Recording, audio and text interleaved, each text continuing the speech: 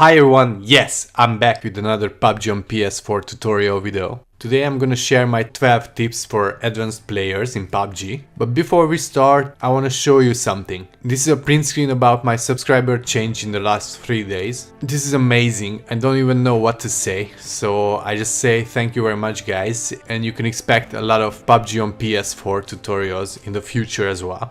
Alright, so with that being said, let's get started with the tips.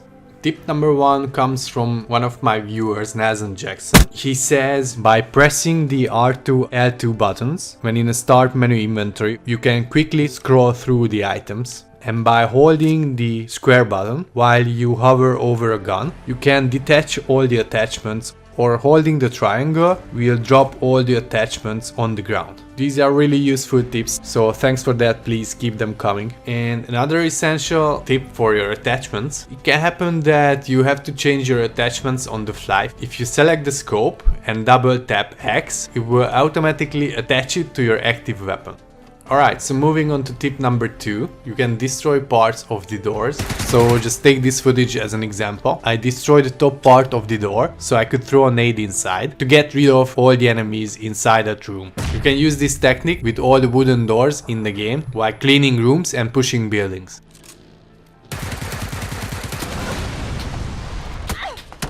Advanced tip number 3. When you're in a gunfight with an enemy, don't forget to change your peeking angle. So whenever I'm behind the tree, for example, I use both sides of the tree to confuse my enemy so I can be a much harder target for him to hit. Tip number 4. Whenever you want to approach a compound, you should use your vehicle to assess your situation before exiting it. I usually go a few circles around each compound, check for open doors, movements, and sometimes your enemies won't even wait, they will start shooting at you. So you will know if the situation is okay to exit the vehicle or you should leave immediately.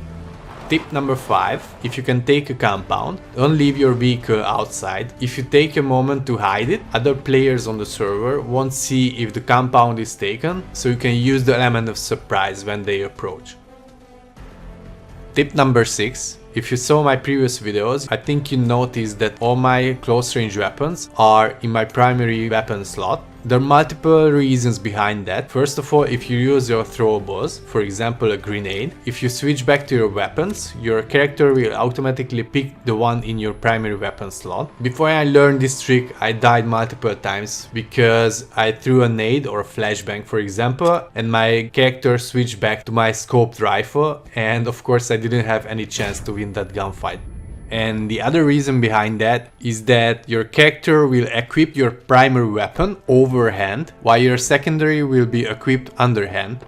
And since almost all the close range weapons are shorter than the long range ones, if you're prone in the field, no one will notice if you switch your weapons. But when I equipped my scoped AR in the primary slot, I made a huge target out of myself when the character equipped the weapon overhand.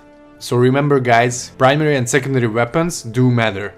Number 7. I think all of you know that you can shoot out the tires of all the drivable vehicles in the game. But if you want to do it silently, you can approach the vehicle and punch the tires out with your fist. This will make significantly less noise, so your enemies will be surprised when they jump back into their vehicle and they realize that all of the tires are missing.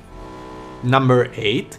I think most of the players already experienced that driving a bike across the map can make your bike flip. So to avoid that, simply switch to first person mode. Therefore you'll be able to have a much better understanding about the terrain in front of you. And with the left stick, you can compensate your bike's balance according to the bumps in front of you, which will significantly reduce the amount of times your bike will gonna flip. I haven't failed and I haven't died ever since I used this technique, so I highly recommend it to each and every one of you whenever traveling on a bike across the map.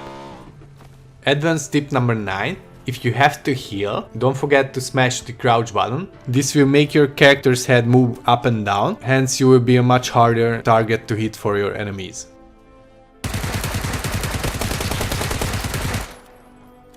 Tip number 10. If you killed someone and you're about to loot, don't forget that if you're standing still at your enemy's loot box, you'll be an easy kill for other enemies. So whenever you killed someone and you're not 100% sure that you're the only one at the area, just use a smoke grenade to conceal yourself while you're looting.